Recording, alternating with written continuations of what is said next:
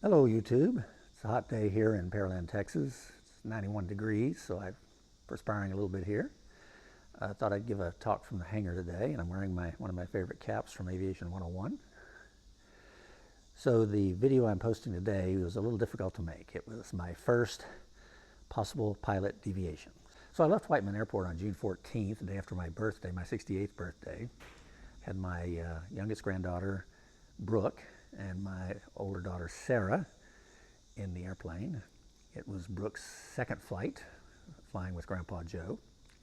Brooke's actually flown quite a bit. Her grandparents are in India, so she's actually made international flights. But so when I say first flight, second flight, it's in a small airplane. So her first experience with flying general aviation was flying with Grandpa Joe, and that was her second experience as well. So we did all the pre-flight inspections, did the briefing, made sure seatbelts were fastened and so on, and we took off from the Whiteman Airport. On that particular day, there was some smoke from some fires, and so they had a non-standard pattern that day. So normally when you take off on runway 12, you turn to the left and have a left pattern. And that keeps you away from the more residential areas near the airport. But on this day, because of the smoke, we did a right pattern. So I did a right turnout, and that little bit of unusual change in my behavior flying out of Whiteman Airport may have contributed to the possible pilot deviation. But I turned to the downwind, the right downwind, and was planning to deviate over to the Van Nuys Airport, talk to the tower controller at Van Nuys, and proceed south to go to Catalina Island. When I was handed off to Van Nuys instructed me to stay east of the 405 freeway. And so I reacted by looking down, and this is where I should have thought very carefully, and in the future I will. In fact, I've made a map of the Southern California freeways. I looked down and saw a freeway, and I tried to stay east of that freeway. But unfortunately, that was the 5 freeway, and that put me in conflict with other airplanes that were in the pattern at Whiteman Airport. And so the Van Nuys Tower instructed me fairly quickly to turn west immediately. And that took me out of conflict with aircraft in the pattern and alerted me to the fact that I was using as a landmark the 5 freeway rather than the 405 freeway. And that was the pilot deviation. I was supposed to fly westerly towards the 405 freeway, follow that freeway south towards Catalina, and so on. And so when I returned to Whiteman, I landed, and then I got the possible pilot deviation. And I will confess, I had already dealt with that initial contact to the Van Nuys Tower and so on, made my way south, came back, and was coming back in. And I did, at one point, was instructed to do something in relation to the 218 freeway, or the 118 freeway.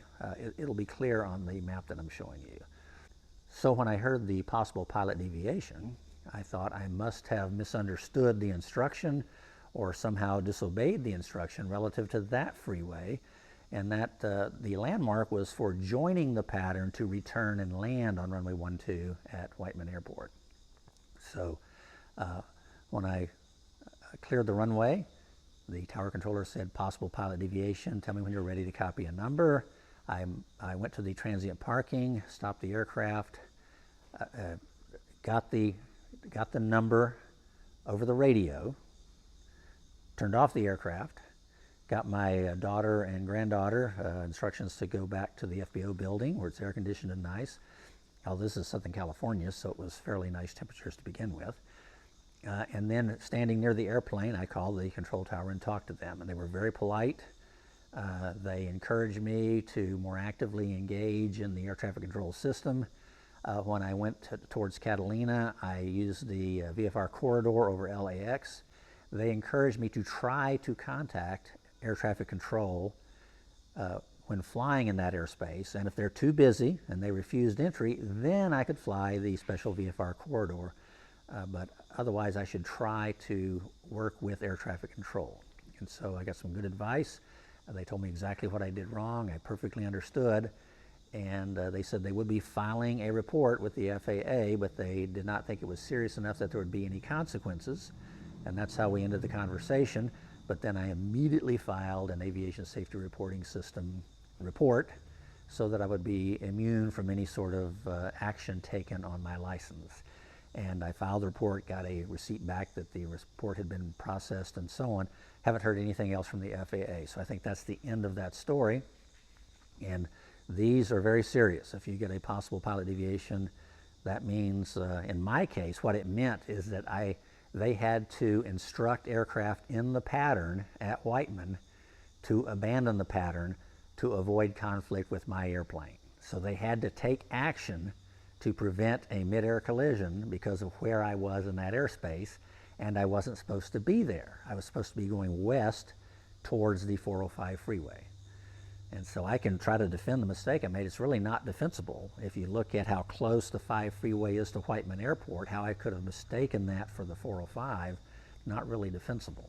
So I've gone over in my head, and I think there's an element of that sterile cockpit. We were observing the sterile cockpit, but we're about at the point where I was ready to say, once we left the pattern, I instructed that my daughter and granddaughter could now talk on the headsets they were using. And I think I was very interested in keeping my passengers happy and going to Catalina, that I did not give the serious attention that was deserved for exactly where I was in the airspace. And I've been in that airspace before. I flew in Southern California for many years. I just flew down in Orange County. I had rarely got very far north. So this was only my 3rd or 4th trip to Whiteman, and so I'm still kind of getting used to that airspace. It's 3 airports, Van Nuys, Whiteman, and Burbank, and they're fairly close together. That's why you want to be talking to air traffic control. So it's taken me a long time to create and post this video because this has been very uncomfortable for me, and it bothers me, and I don't want to scare anybody. I don't like YouTube videos that scare people. Nothing bad happened. Because we were talking to air traffic control, any danger that would have resulted was averted because air traffic control was able to tell aircraft to avoid this crazy guy that's not where he's supposed to be. So the safety factors kicked in. Very often when something bad happens in aviation, there's a first bad decision and a second bad decision and a third bad decision and a fourth bad decision, and maybe they're not all bad decisions, maybe bad luck, bad luck, bad luck, but it rarely is just one item of bad luck. It's usually 3 or 4 things stacked together. So in that regard, this is my experience with my very first possible pilot deviation, and I'm hoping my last. And I try after every flight to debrief the flight. What did I do right? What did I do wrong? And so on. I just had my flight review a few weeks ago, and I brought up some of these circumstances of my recent flying that I felt like it needed improvement on. And one of them had to do with flying my Cessna 172RG. I've never really been totally happy with my pattern work and coming in and the airspeeds I'm using and so on. And the instructor was awesome in educating me on the best way to come into the pattern, the best power settings, and so on.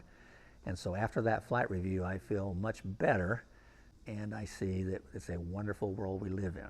And it's a wonderful privilege we have to fly, and I hope all pilots don't take that for granted. Take it very seriously. And with that, thank you for watching my video.